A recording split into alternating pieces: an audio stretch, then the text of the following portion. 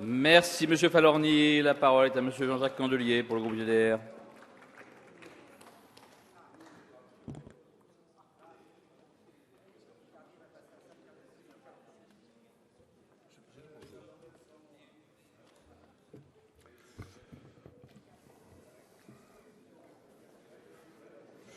Monsieur le Président, Monsieur le Ministre, Messieurs les rapporteurs, mes chers collègues, le Gouvernement présente un projet de loi relatif à la délimitation des régions et modifiant le calendrier électoral des élections régionales et départementales, ainsi qu'un projet de loi portant nouvelle organisation territoriale de la République que nous aborderons, que nous verrons à l'automne. Ces deux textes constituent la réforme territoriale souhaitée récemment par le Président de la République et le Premier ministre. Ils se sont réveillés un beau matin et ont eu cette idée. Le projet de loi portant nouvelle organisation territoriale de la République confie de nouvelles compétences aux régions chargées du développement économique. Certaines compétences nouvelles leur seront transférées des départements, vidées de leur substance en vue d'une liquidation. Collèges, politique de mobilité, transport interurbain et scolaire, routes, etc. Les régions pourront adopter des schémas prescriptifs sur les actions des autres niveaux de collectivité.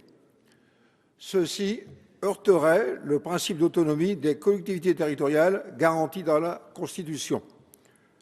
Le projet de loi relatif à la délimitation des régions et aux élections régionales et départementales multiplie quant à lui par deux la taille des régions. On nous dit que c'est plus adapté aux enjeux économiques et de mobilité. L'argument ne me paraît pas tenir debout. Je pose une question, acceptons le principe, mais alors que faut-il en déduire pour les régions qui ne changent pas? La fusion étant l'alpha et l'oméga, le gouvernement doit bien une explication. Revenons sur le but avoué de ce projet global. L'objectif serait de rivaliser avec les grandes régions en Europe et de réaliser encore et toujours des économies, comme si la démocratie avait un prix. 14 régions métropolitaines, voire 13, vont se substituer à compter du 1er janvier 2016 aux 22 régions existantes par fusion des régions actuelles. Derrière le feuilleton du mécano des nouvelles régions, les deux objectifs essentiels, communs à la droite, au patronat, à François Hollande, au gouvernement et à sa majorité de députés, sont les suivants.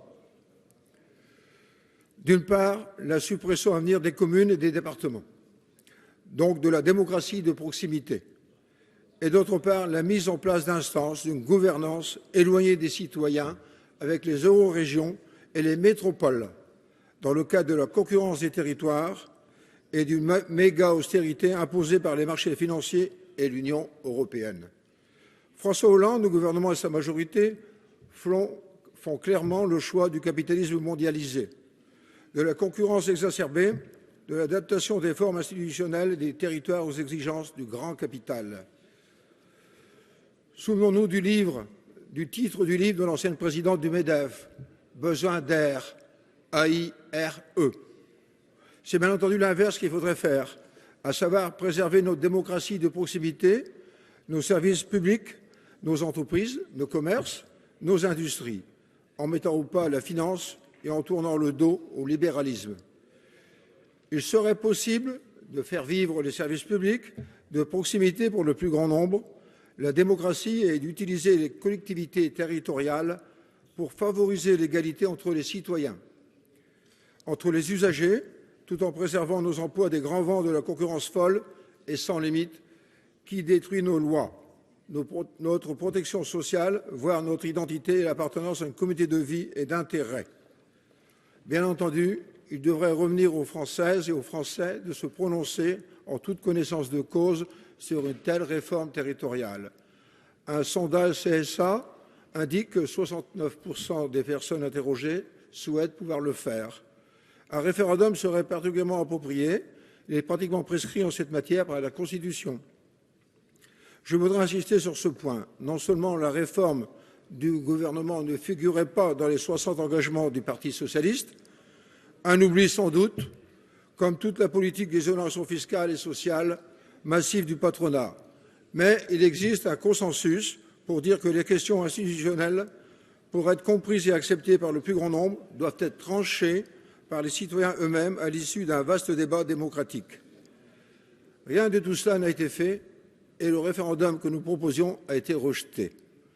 Dans une tribune diffusée le 3 juin dans la presse régionale, François Hollande entend acter de la manière la plus centraliste qui soit, de la manière la plus autoritaire par voie de presse, sans s'encombrer du moindre mandat populaire ni de la moindre concertation, la mise à mort de la République une et indivisible.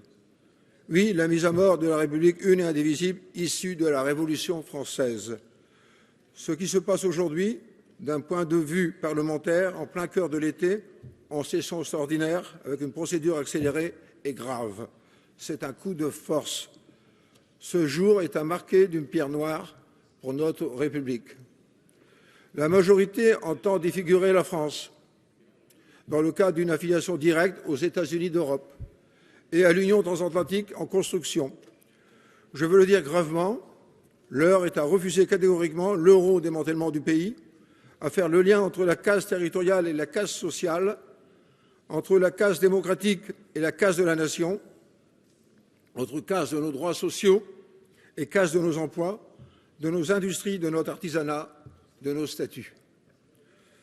Saut fédéral européen, bing-bang territorial, plan Merkel, Hollande, Medvedev et traité transatlantique procèdent d'une seule et même stratégie, celle du grand capital sans patrie.